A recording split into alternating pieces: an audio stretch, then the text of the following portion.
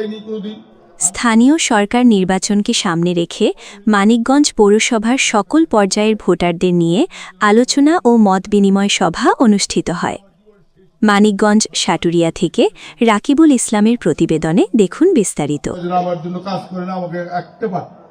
6 April 2026 রবিবার বিকেলে আসন্ন মানিকগঞ্জ পৌরসভার মেয়র পদপ্রার্থী পৌরসভার বিএনপির সভাপতি নাসিরুদ্দিন আহমেদ জাদুর নিজ বাসভবনে পৌরসভার সকল পর্যায়ের ভোটারদের নিয়ে এক মতবিনিময় সভার আয়োজন করে মানিকগঞ্জ পৌরসভাবাসী। আলোচনা ও মতবিনিময় সভায় সভাপতিত্ব করেন মানিকগঞ্জ জেলা বিএনপি আহ্বায়ক কমিটির সদস্য, সাবেক আইনজীবী সমিতির সাধারণ সম্পাদক অ্যাডভোকেট আজাদ হোসেন খান। আলোচনা সভায় বিভিন্ন ওয়ার্ডের গণ্যমান্য ব্যক্তিবর্গসহ হাজারের অধিক সাধারণ ভোটাররা উপস্থিত ছিলেন।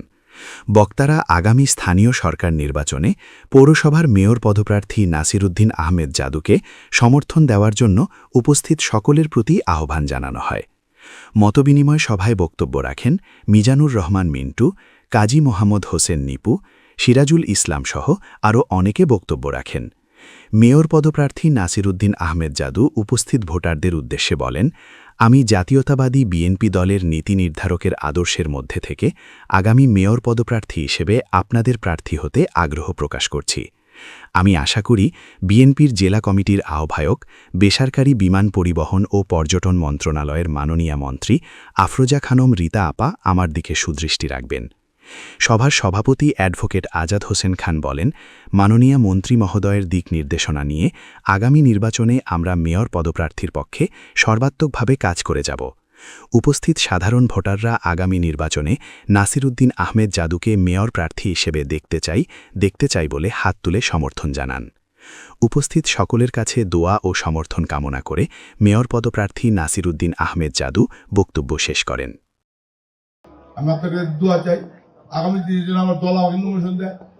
আমার শেষ ইচ্ছা, আমার জীবনের শেষ ইচ্ছা, হয়তো আমার জীবনের শেষ ইলেকশন, আমাকে দল যেন নমিনেশন দেয়, আপনার যেন আমার জন্য কাজ করেন, আমাকে একটা বার আমাকে নির্বাচিত করবেন।